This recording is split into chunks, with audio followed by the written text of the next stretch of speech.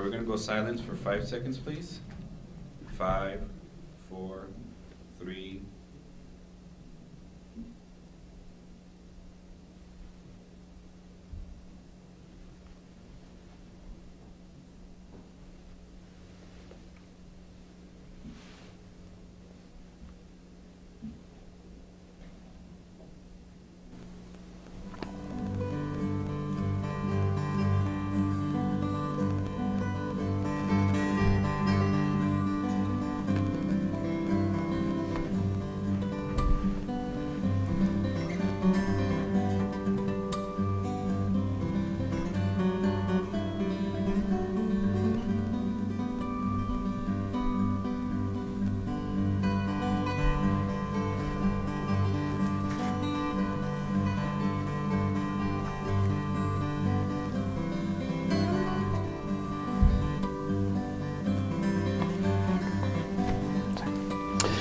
It's wonderful to have the second episode of Education Exchange with 3 distinguished and eminent leaders in our community.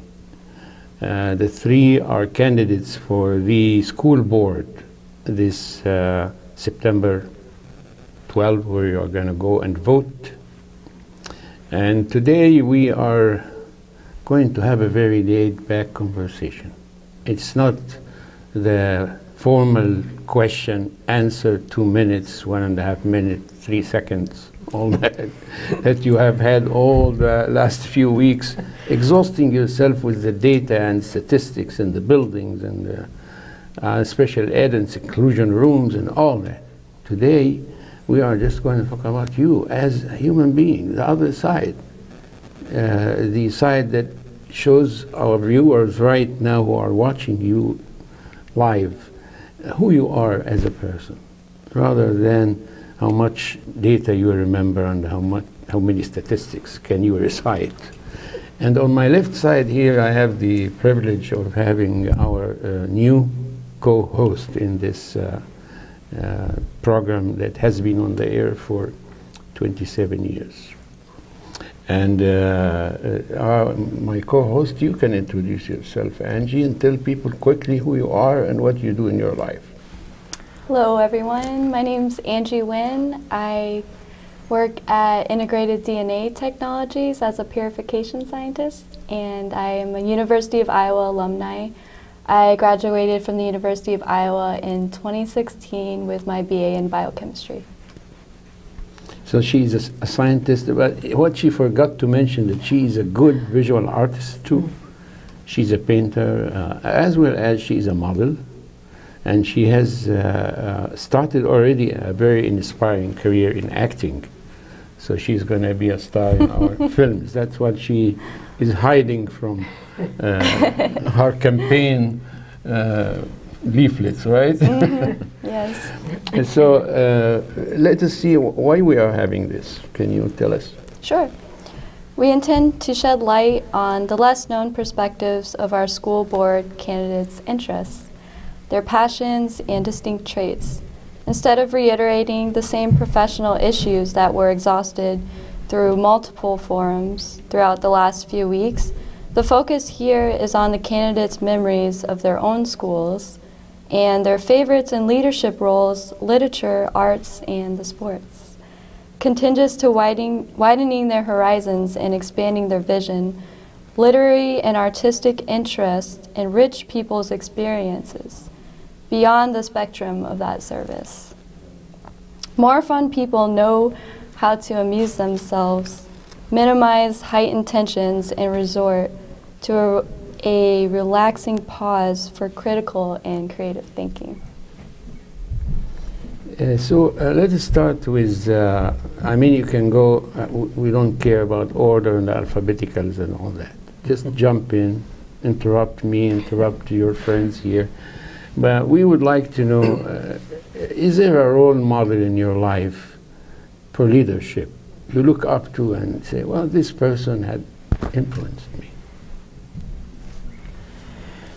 So who's going to start? JP? Yeah, I mean, I have many role models. I often call them. It will benefit a lot if you mention your name at the beginning. Okay. Just the beginning. We're not going to repeat it in every question. Okay. So but for your audience now. Yeah, JP Clausen. So many heroes, I guess one that comes to mind right now is Christine Grant, who, for folks who know kind of Title IX issues and who know a lot about women's athletics, was a giant in that movement from the 70s up till now, and somebody who I had the real pleasure of getting to know, working with on the Rape Victims Advocacy Program Advisory Board. And so that was a real honor, and so just to look to kind of that pillar in our local community, but who also has had a big influence in some really important work that's kind of under assault right now, you know, at the federal level. And so I would say Christine is somebody I really, you know, look up to as somebody I would like to emulate and, you know, be when I grow up. She's probably, she feels too much pain in her, where she is, right? Because, you know, I was listening yesterday to the Secretary of Education attacking all these programs, which is, I think, and I'm saying this on the air, taking the full responsibility for saying that. That's my show. This is a crime against humanity. If the Secretary of Education stand up and say, we don't support those programs, they are not programs. They are life-saving sometimes. Yes, sir. What's your take on that? That's a pretty open question. I mean, as we go through life, like, we come across people all the time that kind of say, hey, I'd like to kind of follow that mold. I'm going to give you an answer of somebody that real recently has really tried to, was led by example for me, and that's Principal Nick Proud up at Garner Elementary in North Liberty. When my kids started there, he's our he was our fourth principal that we had between Van Allen and Garner, and I was like, I wasn't part of the team that brought him in, and I didn't know much about him, and he came in, and he really shows a passion, like visually, to everyone on his face and all his actions all the time, and really has gotten buy-in from the teachers and the families and the students that he's all about increasing their educational outcomes there at the school. He did a whole presentation for us at a PTO meeting about you know, setting the bar high. You know, it's never too high. He did a whole visual thing where he had some poor woman was drafted out of the audience to run and try and jump and hit the bar, and he kept raising it, Hit the bar. And she kept trying to hit the bar as he was lifting it way too high for her to hit. And that's how he, you know, really tries to operate that school. And I think that, you know, as my children have gone through there, I think we've really seen a benefit of, you know, what that type of energy and passion in education can do for the kids. We're lucky to have him here. I think we had him about 3 or 4 times since he came. It was always a pleasure having Mr. Proud here. So thank you for giving credit to one of our troopers in the school district He does the work for sure. public education. Janet. So a very recent thought about... Who are you first? I'm Janet Godwin. And, you know, when we filled out the survey, Hani, I said Nelson Mandela was someone that I just have such huge, giant respect for. From that ability to come out of prison and help to begin to rebuild a country, and the way in which he went about it, I just have thought that was just true visionary leadership. But very recently, I just was at an event yesterday where Senator Dvorsky was announcing his intent not to run for re-election, and his wife, Sue, stood up in front of the group that had gathered and talked very passionately and acknowledged people in the room. But really what I took away from Sue speaking was her and her family's dedication to public service and tireless work and advocacy and campaigning, but for purposes that are so good for our social fabric, the kinds of things that keep our communities whole, make sure our community members have the resources and supports they need. And she got emotional in her comments, and she was so authentic. and it came from such a place of caring and deep service that I actually left that session yesterday saying, I want to be like Sue Dvorsky when I grow up, because that service was moving to me. Well, she has had a lot of service in the district, no doubt about that. She has a legacy. And I recall very much when she was co-chairing Mr. Obama's campaign in Iowa. And a lot of people believe that she is the reason that he succeeded. Because she showed enthusiasm in introducing him as, let us say, a savior. And that was so essential for him too. He never forgot that. Do you have a question for our distinguished guests? Yes, I do. So what I want to know is, what is your most memorable school experience? Did you have any funny moments? Were you in sports? Any sort of extracurriculars? I'll go. I'm Sean Eisner. I don't think I said it the first Yeah, time. I'll give you my most embarrassing moment at school. Okay. That's okay. So this was elementary school. I would have been maybe second grade, somewhere in that range. And my sister and I, we just walked back and forth to school. We lived about a mile away, maybe not even a mile away. And one day we had torrential rains, and I was too lazy to take the sidewalk and wanted to cut across the school lawn, but it had turned into a giant mud pit, and I got stuck in the mud where, lifting the foot out and the shoe stayed in the ground, which this was bad enough, but I had to be pulled out of the ground. But at that point I'm covered in mud, and all they had for me was a giant plastic trash bag that they cut a little hole in for the head and little holes for the arms, and they plopped it over me, and they're like, now walk home in your trash bag. So that was many, many years ago, but it has not left. Unforgettable. It was fairly experience. traumatic as a 8-year-old or whatever I was at the time. That's a good one. That's why I'm here now, I guess. Tell us about when you sang Imagine. Yeah, so I enjoyed high school, my experience. I know my education wasn't the caliber that we have here in Iowa City, but I grew up in a small town, and so was involved in choir and singing, and so John Lennon, was somebody that really inspired me back then, and I actually think it was my grandmother who turned me on to the song Imagine. And so I sang that, did a solo of Imagine at my graduation, and it was a touching moment. I read in the British newspapers recently, it has been revealed that his wife is the one who wrote the song. Interesting. Yeah. Yoko. Yeah, Yoko wrote the song. And he did some, like syntax or grammar or whatever, but that song was written by her. Wow, that's great. But we always do that, right? Men always get credit. To get the credit. Yeah. Darn. So I'm trying to think of a single experience. I think for me in high school, the thing that stands out, and I'm struggling to find one moment, but it was just the experience of being a complete geek in Latin club. And I loved Latin class. I know that sounds geeky, but I learned most of my grammar skills and language skills and vocabulary through reading. 4 years of Latin was an amazing thing, and we had Latin Club, Junior Classical League.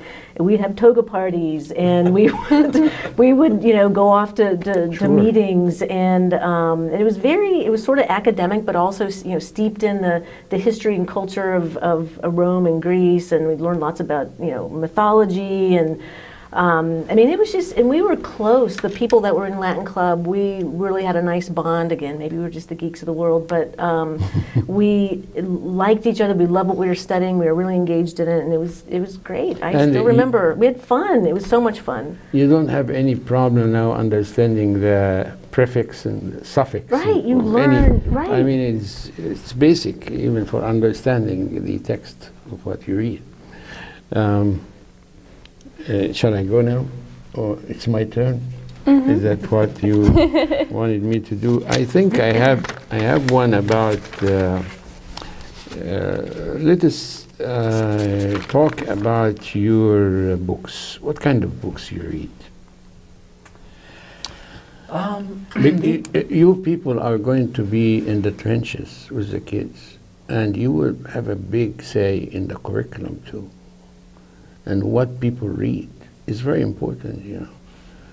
And by this question, I want to see your horizon itself, how it's going to affect your decision making.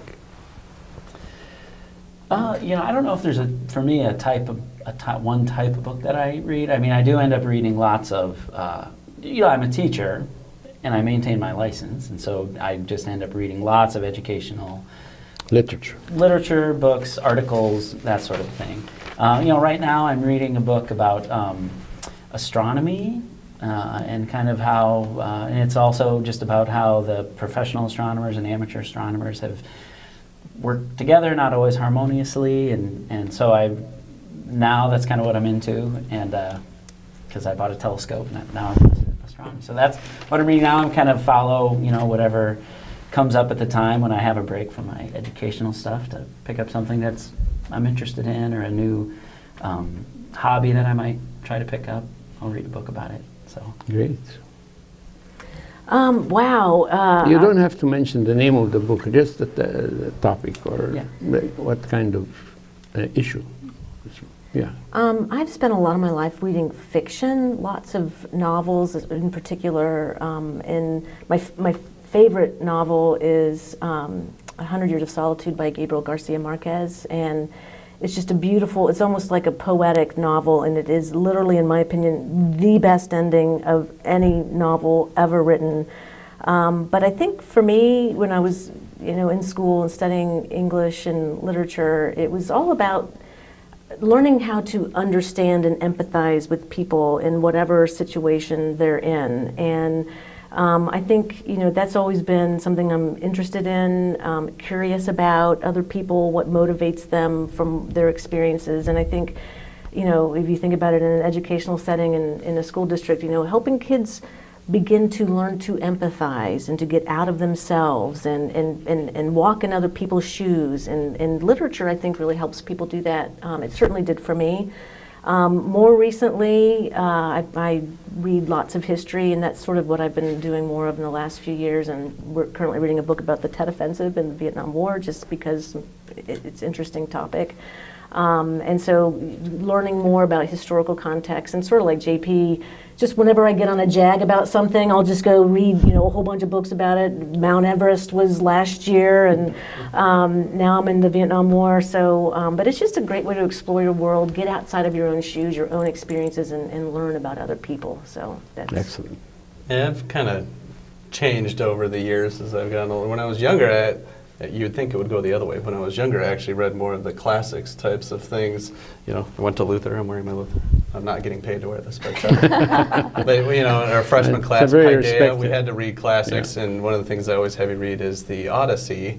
And I liked it so much, I went and read the Iliad because I thought it was interesting, and I was into that stuff, and read, you know, some of the more classical novels, you know, Mark Twain type thing, you know, some of those things, and I really enjoyed them. And now as I've gotten older, where I spend most of my day working my brain a lot more than I did as a child, I read more light-hearted stuff. I mean, I wasn't a fantasy reader as a kid. I know a lot of kids my age read fantasy stuff. I'm now reading the fantasy stuff as an adult because it's easy to just kind of get lost in that and let it go. So I tend to find an author that I like and then read everything they have, and then go find another one and read everything they have. So what sort of music do you like? Any favorite bands, local, any favorite singers, songwriters? You want to go first? We're gonna let you go first. I'm really into Milky Chance these days. I've been listening to them a lot. I like Major Lazer, listen to them a lot now. And they collaborate with so many other groups and singers. My favorite song ever is a Richard and Linda Thompson song called Dimming of the Day. I think they recorded that like back in the late 60s, maybe early 70s. It's kind of melancholic. It's very melancholy for me, and it was I really started listening to it a lot, and it became my favorite song when I was going through sort of a hard time when I was in late high school. But it was soothing and very expressive, and still I think it's my all-time favorite song. It's just beautiful. I encourage, if you haven't listened to it, it's just great. It's beautiful, and it's been repeated. Many other artists have recorded that one too. So.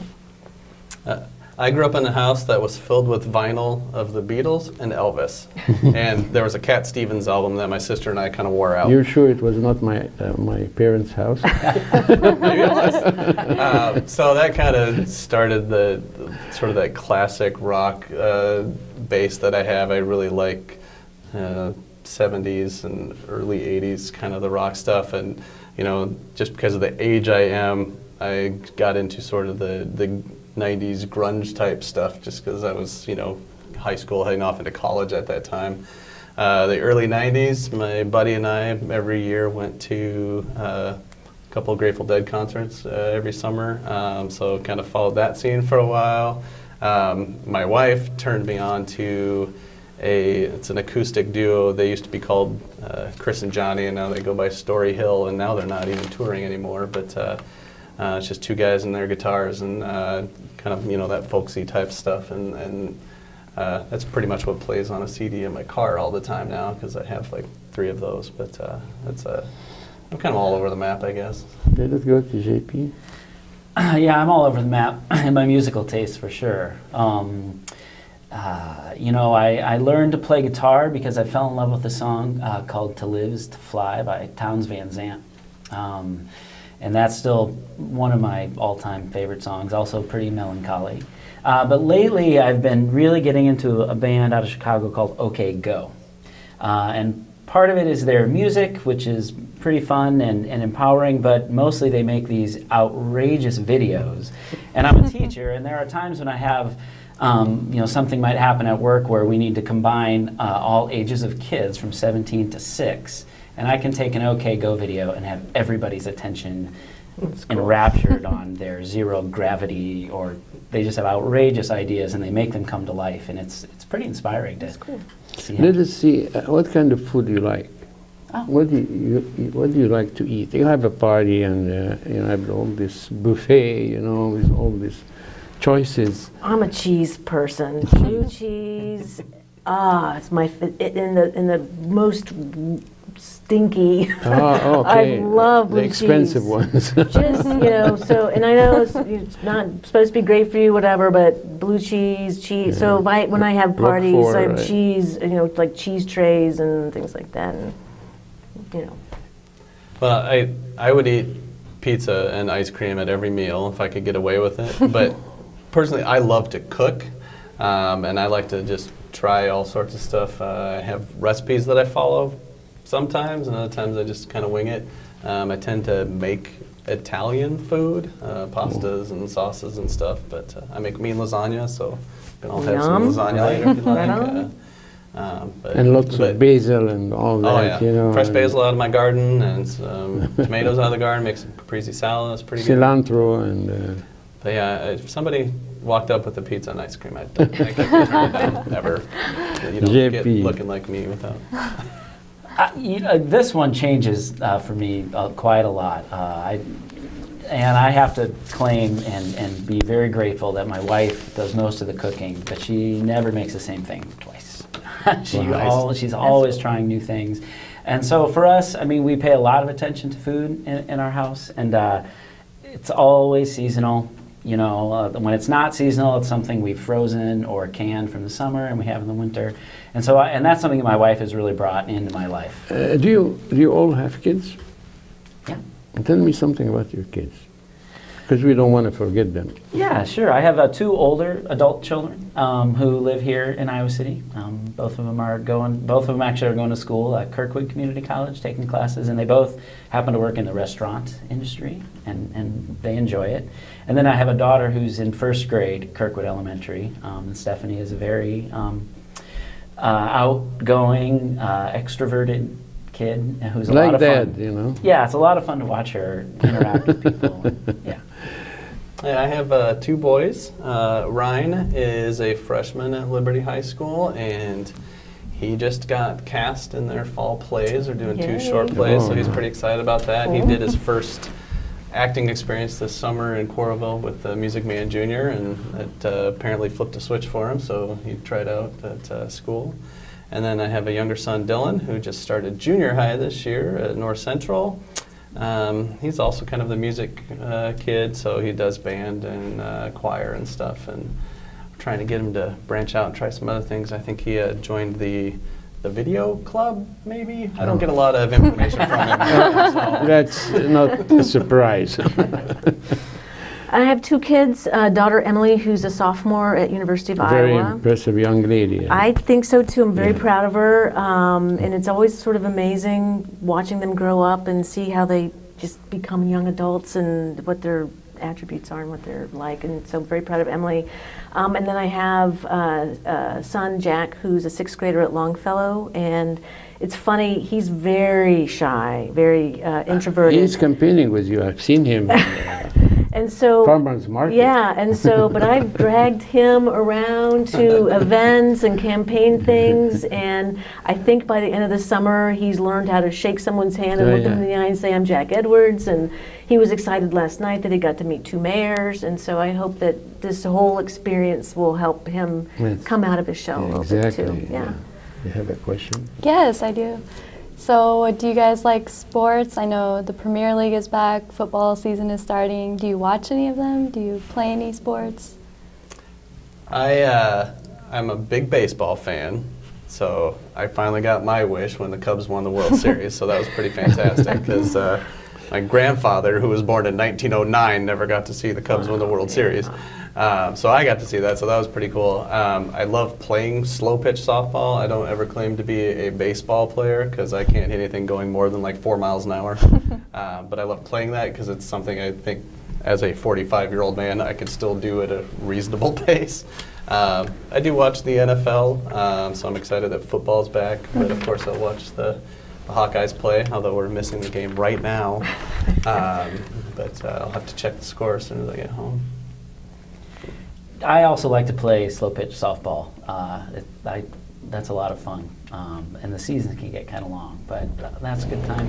And for watching sports, you know, the one thing I really get into every year is the men's NCAA basketball tournament, and that's something I can, you know, I'll have on many screens. Let's go to Janet. You have a few seconds. I remember I was a Latin club geek, so I never really played sports. I do like to watch soccer, though. My son plays soccer, and I had a cool experience a couple summers ago. I was with a very international group when the World Cup was on, and we had probably 13 different countries represented, and we were watching the World Cup. It was really, really fun. So soccer, I think, is a good sport to watch. If each one of you would like to describe herself or himself with one word, what would you say? Quickly. We have few seconds, and the viewers are about to leave I their... will say goofy. Bold. Passionate. Thank you very much. That has been a delight, and thank you, my co-host, for Thank being you. here. I hope that we are going to have a very strong board. I hope that the message of the community will be conveyed through you. You are the voice of all of us, and you are to be saluted. And we have a lot of gratitude for you, for your willingness to serve, despite they always say that that's non-rewarding job. But you came forward, donating your time and your good, let us say, leisure time even, in order to study statistics and read reports and all these nights, long nights, and come up with decisions. So you are warriors, and for this you deserve all the credit that we have. Thank you. To our viewers, thank you very much for watching, and this program is going to be on the air probably continuously Monday, Tuesday, until you go to the voting booth and cast your vote of conscience. So thank you very much. Thank you. Thanks. Thank you. Credit goes, of course, to Public Access TV for doing that. Dr. G is our director today with Aaron. And we have a lot of people to thank. But after all, it's you to thank. Thank you. Thank you. Thank you. Thank you.